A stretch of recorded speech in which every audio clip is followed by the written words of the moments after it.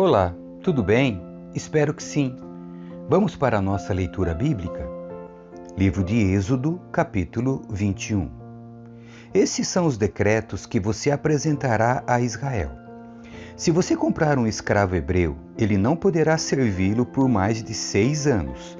Liberte-o no 7º ano e ele nada lhe deverá pela liberdade.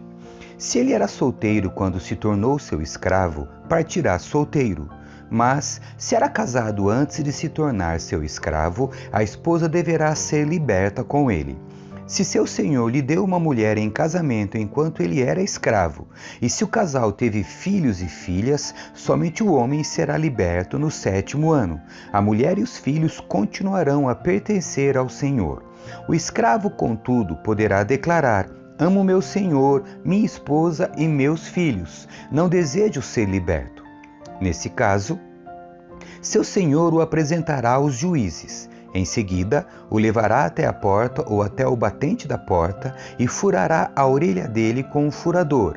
Depois disso, o escravo servirá a seu senhor pelo resto da vida. Quando o homem vender a filha como escrava, ela não será liberta como os homens. Se ela não agradar seu senhor, ele permitirá que alguém lhe pague o resgate, mas não poderá vendê-la a estrangeiros, pois rompeu o contrato com ela. Mas, se o senhor da escrava a entregar como mulher ao filho dele, não a tratará mais como escrava, mas sim como filha. Se um homem que se casou como escrava tomar para si outra esposa, não deverá descuidar dos direitos da primeira mulher com respeito à alimentação, vestuário e intimidade sexual. Se ele não cumprir algumas dessas obrigações, ela poderá sair livre sem pagar coisa alguma. Quem agredir e matar outra pessoa será executado. Mas se for apenas um acidente permitido por Deus, definirei um lugar de refúgio para onde o responsável pela morte possa fugir.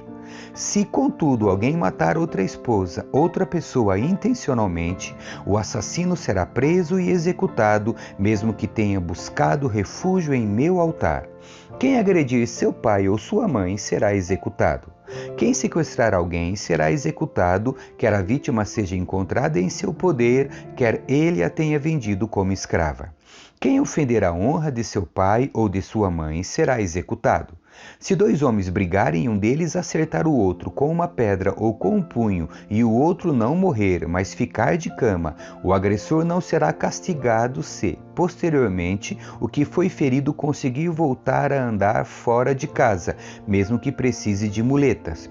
O agressor indenizará a vítima pelos salários que ela perder e se responsabilizará por sua total recuperação. Se um senhor espancar seu escravo ou sua escrava com uma vara e, como resultado, o escravo morrer, o senhor será castigado. Mas, se o escravo se recuperar em 1 ou 2 dias, o senhor não receberá castigo algum, pois o escravo é sua propriedade. Se 2 homens brigarem e um deles atingir por acidente uma mulher grávida e ela der à luz prematuramente, sem que haja outros danos, o homem que atingiu a mulher pagará a indenização que o marido dela exigir e os juízes aprovarem. Mas, se houver outros danos, o castigo deverá corresponder à gravidade do dano causado, vida por vida, olho por olho, mão por mão, pé por pé, queimadura por queimadura, ferida por ferida, contusão por contusão. Se o senhor ferir seu escravo ou sua escrava no olho e o cegar, libertará o escravo como compensação pelo olho. Se quebrar o dente de seu escravo ou de sua escrava, libertará o escravo como compensação pelo dente. Se um boi matar a chifradas um homem ou uma mulher, o boi será apedrejado e não será permitido comer sua carne. Nesse caso, porém, o dono do boi não será responsabilizado. Mas, se o boi costumava chifrar pessoas e o dono havia sido informado, porém não manteve o animal sob controle, se o boi matar alguém, será apedrejado e o dono também será executado. Os parentes do morto, no entanto, poderão aceitar uma indenização pela vida perdida. O dono do boi poderá resgatar a própria vida ao pagar o que foi exigido. A mesma lei se aplica se o boi chifrar um menino ou uma menina. Mas, se o boi chifrar um escravo ou uma escrava, o dono do boi pagará 30 moedas de prata ao senhor do escravo e o boi será apedrejado. Se alguém cavar ou destampar um poço e um boi ou jumento cair dentro dele, o proprietário do poço indenizará totalmente o dono do animal, mas poderá ficar com o animal morto. Se o boi de alguém ferir o boi do vizinho e o animal ferido morrer, os dois donos venderão o animal vivo e dividirão o dinheiro entre si em partes iguais. Também dividirão entre si o animal morto. Mas, se o boi costumava chifrar e o dono não manteve o animal sob controle, o dono entregará um boi vivo como indenização pelo boi morto e poderá ficar com o animal morto. Capítulo 22.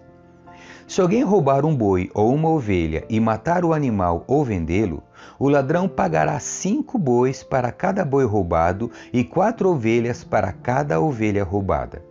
Se um ladrão for pego em flagrante arrombando uma casa e for ferido e morto no confronto, a pessoa que matou o ladrão não será culpada de homicídio. Mas, se isso ocorrer durante o dia, a pessoa que matou o ladrão será culpada de homicídio. O ladrão que for pego restituirá o valor total daquilo que roubou. Se não puder restituir o valor, será vendido como escravo para pagar pelos bens roubados.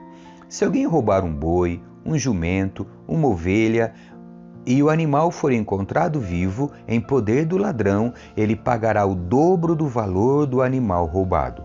Se o animal estiver pastando no campo ou na videira e o dono o soltar para pastar no campo de outra pessoa, o dono do animal entregará como indenização o melhor de seus cereais ou de suas uvas. Se alguém estiver queimando espinheiros e o fogo se espalhar para o campo de outra pessoa e destruir o cereal já colhido, ou a plantação pronta para a colheita, ou a lavoura inteira, aquele que começou o fogo pagará por todo o prejuízo. Se alguém entregar valores ou bens a um vizinho para que este os guarde e eles forem roubados da casa do vizinho, o ladrão, se for pego, restituirá o dobro do valor dos itens roubados. Mas, se o ladrão não for pego, o dono da casa comparecerá diante dos juízes para que se determine se foi ele quem roubou os bens. Em qualquer caso de disputa entre vizinhos, em que ambos afirmem ser donos de determinado boi, jumento, ovelha, peça de roupa ou objeto perdido, as duas partes comparecerão diante dos juízes e a pessoa que eles considerarem culpada pagará o dobro à outra. Se alguém deixar um jumento, um boi, uma ovelha ou outro animal sob os cuidados de outra pessoa e o animal morrer, for ferido ou levado embora e ninguém vir o que aconteceu, a pessoa que estava cuidando do animal fará diante do Senhor um juramento de que não roubou o animal. O dono aceitará o juramento e não será exigido pagamento algum. Mas, se o animal for roubado do vizinho, ele indenizará o dono. Se tiver sido despedaçado por um animal selvagem, o que restou da carcaça será apresentado como prova e não será exigido pagamento algum. Se alguém pedir um animal emprestado ao vizinho e o animal for ferido ou morrer na ausência do dono, a pessoa que pediu o animal emprestado indenizará o dono totalmente. Mas, se o dono estiver presente, não será exigido pagamento algum. Também não será exigida indenização alguma se o animal tiver sido alugado, pois o valor do aluguel cobrirá a perda. Se um homem seduzir uma moça virgem que não esteja comprometida e tiver relações sexuais com ela, pagará a família dela o preço costumeiro do dote e se casará com ela. Mas, se o pai da moça não permitir o casamento, o homem lhe pagará o equivalente ao dote de uma virgem. Não deixe que a feiticeira viva. Quem tiver relações sexuais com um animal certamente será executado. Quem sacrificar a qualquer outro deus além do Senhor será destruído. Não maltrate nem oprima os estrangeiros. Lembre-se de que vocês também foram estrangeiros na terra do Egito. Não explore a viúva nem o órfão. Se você os explorar e eles clamarem a mim, certamente ouvirei seu clamor. Minha ira se acenderá contra você e o matarei pela espada. Então sua esposa ficará viúva e seus filhos ficarão órfãos. Se você emprestar dinheiro a alguém do meu povo que esteja necessitado, não cobre juros visando lucro como fazem os credores. Se tomar a capa do seu próximo como garantia para um empréstimo, devolva-a antes do pôr do sol. Talvez a capa seja a única coberta que ele tem para se aquecer. Como ele poderá dormir sem ela? Se não a devolver e se o seu próximo pedir socorro a mim, eu o ouvirei, pois sou misericordioso. Não blasfeme contra Deus, nem amaldiçoe as autoridades de seu povo. Quando entregar as ofertas das colheitas, do vinho e do azeite, não retenha coisa alguma. Consagre a mim seu primeiro filho. Também entregue a mim os machos das primeiras crias das vacas, das ovelhas e das cabras. Deixe o animal com a mãe por 7 dias e, no 8º, entregue-o a mim. Vocês serão meu povo santo. Por isso, não comam a carne de animais despedaçados e mortos por feras no campo. Joguem a carne para os cães. Capítulo 23. Não espalhem boatos falsos. Não coopere com pessoas perversas, sendo falsa testemunha. Não se deixe levar pela maioria na prática do mal. Quando chamarem para testemunhar em um processo legal, não permita que a multidão o influencie a perverter a justiça. E não incline seu testemunho em favor de uma pessoa só porque ela é pobre. Se você deparar com um boi ou jumento perdido de seu inimigo, leve-o de volta ao dono. Se vir o jumento de alguém que o odeia cair sob o peso de sua carga, não faça de conta que não viu. Pare e ajude o dono a levantá-lo. Não negue a justiça ao pobre em um processo legal. Jamais acuse alguém falsamente.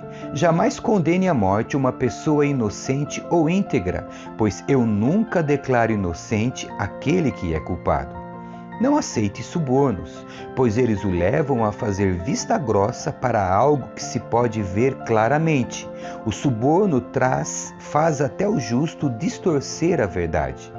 Não explore os estrangeiros. Vocês sabem o que significa viver em terra estranha, pois foram estrangeiros no Egito. Plantem e colham os produtos da terra por 6 anos, mas no 7º ano deixem que ela se renove e descanse sem cultivo. Permitam que os pobres do povo colham o que crescer espontaneamente durante esse ano. Deixe o resto para servir de alimento aos animais selvagens. Façam o mesmo com os vinhedos e os olivais. Vocês têm 6 dias da semana para realizar suas tarefas habituais, mas não devem trabalhar no 7º. Desse modo, seu boi e seu jumento descansarão, e os escravos e estrangeiros que vivem entre vocês recuperarão as forças. Prestem muita atenção a todas as minhas instruções. Não invoquem o nome de outros deuses, nem mesmo mencionem o nome deles. A cada ano, celebrem 3 festas em minha honra. Primeiro, celebrem a festa dos pães sem fermento. Durante 7 dias, o pão que vocês comerem será preparado sem fermento, conforme eu lhes ordenei. Celebrem essa festa anualmente no tempo determinado, no mês de Abibe, pois é o aniversário de sua partida no Egito. Ninguém deve se apresentar diante de mim de mãos vazias. Celebrem também a festa da colheita, quando me trarão os primeiros frutos de sua colheita. Por fim, celebrem a festa da última colheita no final da safra, quando tiverem colhido todos os produtos de seus campos. A cada ano, nessas 3 ocasiões, todos os homens de Israel devem comparecer diante do soberano, o Senhor. Não ofereçam o sangue de meus sacrifícios com pão que contenha fermento, e não guardem até a manhã seguinte a gordura das ofertas da festa. Quando fizerem a colheita, levem à casa do Senhor seu Deus o melhor de seus primeiros frutos. Não cozinhem o cabrito no leite da mãe. Vejam, eu enviarei um anjo à sua frente para protegê-los ao longo da jornada e conduzi-los em segurança ao lugar que lhes preparei. Preste muita atenção nele e obedeçam às suas instruções. Não se rebelem contra ele, pois é meu representante e não perdoará sua rebeldia. Mas, se tiverem o cuidado de lhe obedecer e de seguir todas as minhas instruções, serei inimigo de seus inimigos e farei oposição aos que se opuserem a vocês. Meu anjo irá à sua frente e os conduzirá à terra dos amorreus, hititas, ferezeus, cananeus, heveus e jebuseus, e eu destruirei todas estas nações. Não adorem seus deuses, nem os sirvam de maneira alguma, e nem sequer imitem suas práticas. Antes, destruam-nas completamente e despedacem suas colunas sagradas. Sirvam somente ao Senhor seu Deus, e eu os abençoarei com alimento e água e os protegerei de doenças. Em sua terra, nenhuma grávida sofrerá aborto e nenhuma mulher será estéril. Eu lhes darei vida longa e plena. Enviarei pavor à sua frente e criarei pânico entre os povos cujas terras vocês invadirem. Farei todos os seus inimigos darem meia volta e fugirem. Sim, enviarei terror adiante de vocês para expulsar os heveus, os cananeus e os hititas, mas não os expulsarei num só ano, pois a terra ficaria deserta e os animais se multiplicariam e se tornariam uma ameaça para vocês. Eu os expulsarei aos poucos, até que sua população tenha aumentado o suficiente para tomar posse da terra. Estabelecerei os limites de seu território desde o Mar Vermelho até o Mar Mediterrâneo e do deserto do leste até o rio Eufrates. Entregarei em suas mãos os povos que hoje vivem na terra e os expulsarei de diante de vocês. Não façam tratados com eles nem com os seus deuses. Esses povos não devem habitar em sua terra, pois os fariam pecar contra mim. Se vocês servirem aos deuses deles, cairão na armadilha da idolatria.